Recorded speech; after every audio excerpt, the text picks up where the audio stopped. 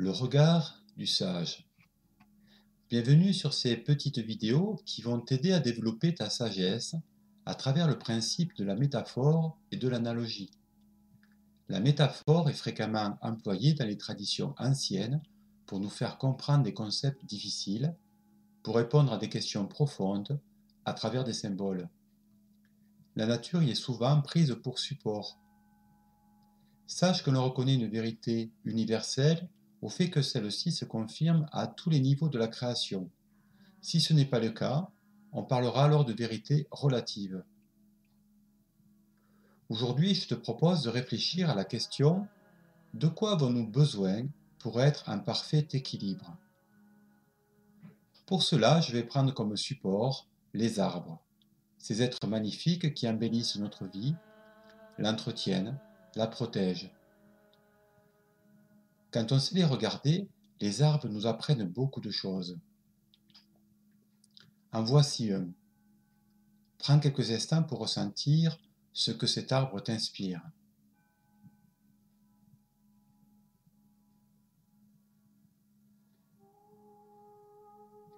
Il est magnifique, n'est-ce pas? On peut ressentir sa puissance, sa majesté, son harmonie. À quoi cela est-il dû? Établissons quelques analogies.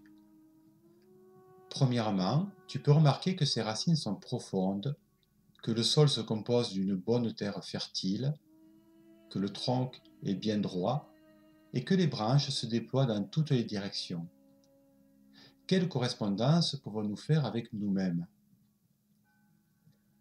Tu as peut-être déjà compris que ces racines symbolisent l'endroit où nous avons grandi, notre famille, nos ancêtres, notre culture, nos traditions, notre passé.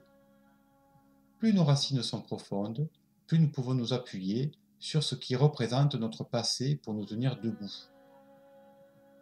Un orphelin qui ignore d'où il vient, des personnes qui ont passé leur enfance en voyage, ou d'autres issus de parents de cultures ou de couleurs différentes, auront des racines plus fragiles. Ils devront trouver d'autres ressources, s'appuyer sur d'autres stratégies pour tenir debout, comme par exemple ce banyan qui se déploie en recréant des racines au fur et à mesure de son développement. Avoir des fortes racines peut être un avantage ou un handicap selon ce que l'on veut faire de sa vie.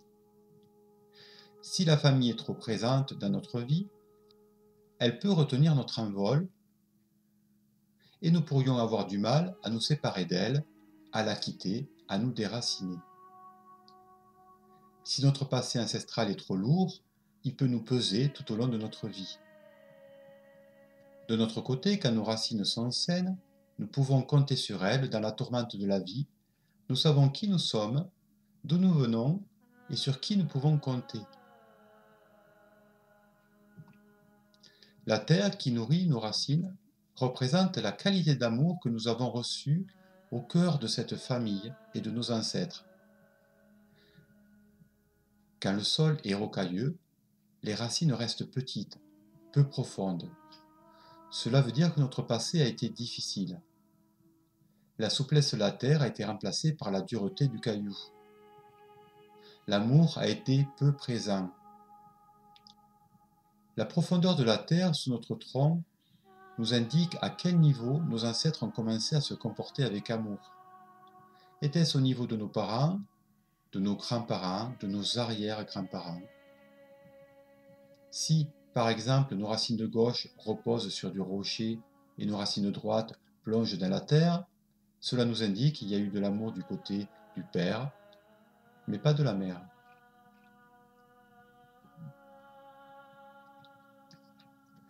Certains arbres qui grandissent sur des terrains rocailleux s'adaptent en étalant leurs racines dans les 4 directions.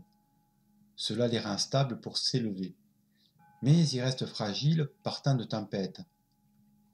Cela correspond à une personne qui chercherait à créer un réseau de connaissances pour compenser son manque d'ancrage ou de soutien profond au sein de sa famille d'origine. Nous savons bien qu'en cas de coup dur, les relations superficielles ne nous sont d'aucune aide. Par contre, les amis, ceux avec qui nous avons su créer des relations profondes, ceux que l'on a su garder près de soi, sont là pour nous soutenir.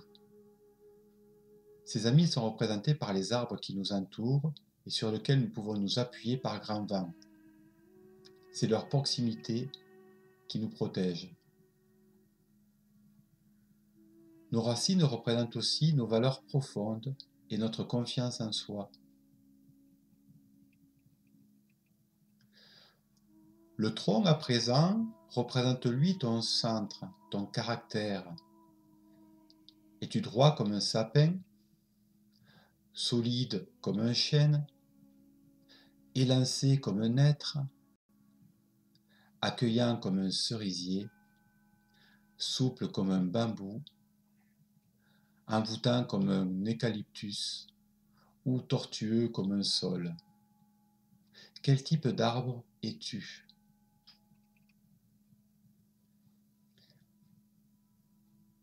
Tu peux voir par exemple ici un tronc qui, dans sa jeunesse, a été empêché de grandir pour des raisons multiples.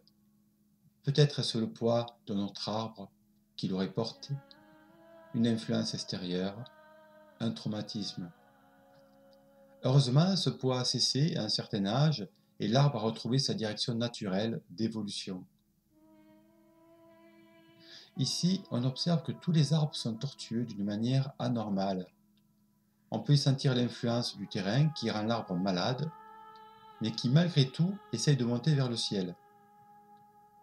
De mauvaises vibrations venant du sol peuvent causer cela. Un sol empoisonné aussi. Cela nous rappelle que la qualité de notre environnement est primordiale pour notre croissance, ainsi que la qualité de notre nourriture. Vis-tu au milieu d'ondes positives? Manges-tu des produits riches et pleins d'énergie? Ton tronc possède-t-il une grosse écorce rugueuse, symbolisant une forte protection de ta part aux attaques des autres, à leur contact?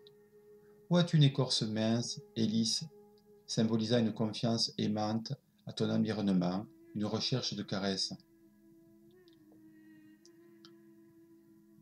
Ton tronc est-il unique, ce qui indiquerait une personnalité stable et puissante, spécifique, sans surprise, capable de monter très haut sur le plan social.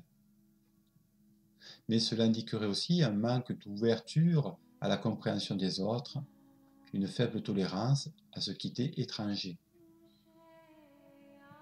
Ou bien as-tu des troncs multiples, ce qui indique que de nombreuses sous-personnalités agissent à l'intérieur de toi, t'apportant une grande ouverture d'esprit, une grande diversité d'actions, mais aussi peut-être une stabilité et une fragilité liées à ta dispersion. Les troncs multiples ne montent pas très haut, mais ils prennent beaucoup de place sur le plan horizontal. Cela signifie qu'il te sera difficile de percer dans l'échelle sociale, mais que ta vie est riche et que beaucoup de monde gravite autour de toi. Tu pourrais aussi avoir un tronc double, symbolisant un équilibre entre tes aspects masculins et féminins. Il n'est pas rare de voir, notamment chez les êtres, deux troncs s'élancer dans leur ascension vers le ciel.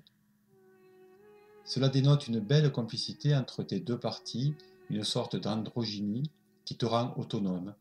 Tu formes un couple à toi tout seul.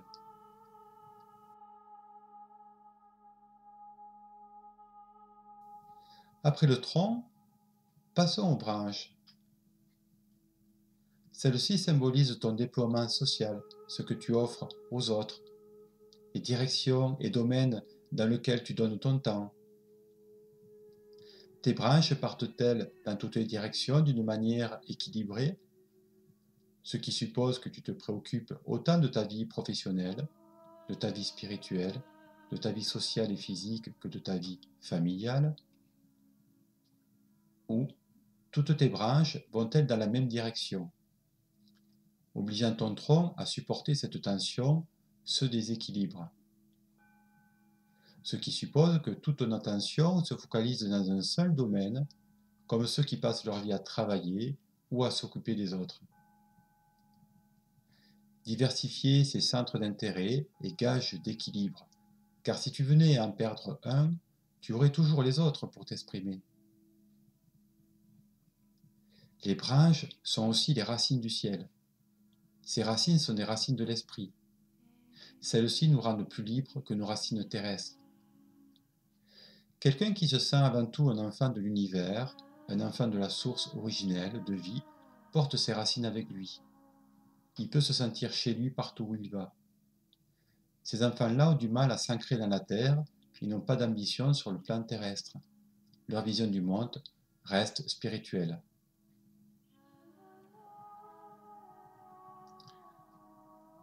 Quand un arbre meurt, il se met à pourrir.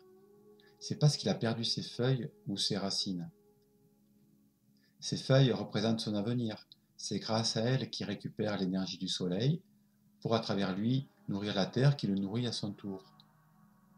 Sans racines et sans avenir, nous pourrissons, nous aussi, jusqu'à mourir.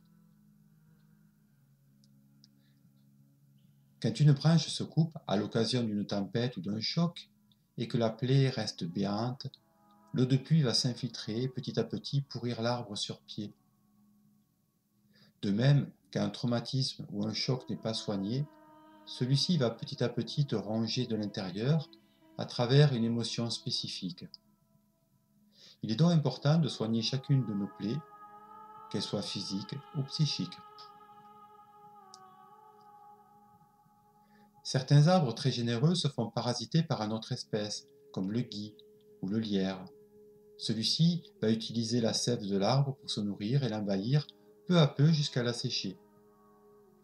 Cela nous raconte qu'il est important de prendre garde aux personnes trop envahissantes ou trop contrôlantes, qui nous utilisent à nos dépens, nous manipulent jusqu'à ce que nous rendions l'âme.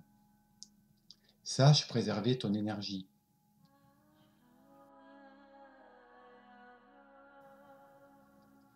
L'ensemble de l'arbre, avec ses racines, son tronc et ses branches, raconte son histoire et nous montre qui il est, comment il se perçoit.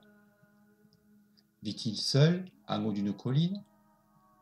Pousse-t-il dans un verger ou dans des forêts denses? Donne-t-il des fruits, des fleurs médicinales ou des feuilles comestibles pour les animaux? Accueille-t-il beaucoup d'animaux en son sein? Son bois est-il tendre ou dur comme le fer? L'arbre que tu admires le plus te montre comment tu te vois ou à quoi tu aspires. La prochaine fois que tu iras te promener, que tu t'arrêteras, interpellé par un arbre, tu comprendras alors son langage symbolique et les résonances qu'il a avec toi. Tu pourras lui parler avec ton cœur pour le remercier d'exister et de te montrer qui tu es. Tu sauras alors si tu as atteint un parfait équilibre ou pas. Il est temps à présent de te quitter, mais je te retrouverai bientôt pour de nouvelles métaphores. N'oublie pas de t'abonner à ma chaîne pour être sûr de ne pas louper la prochaine vidéo. À très vite.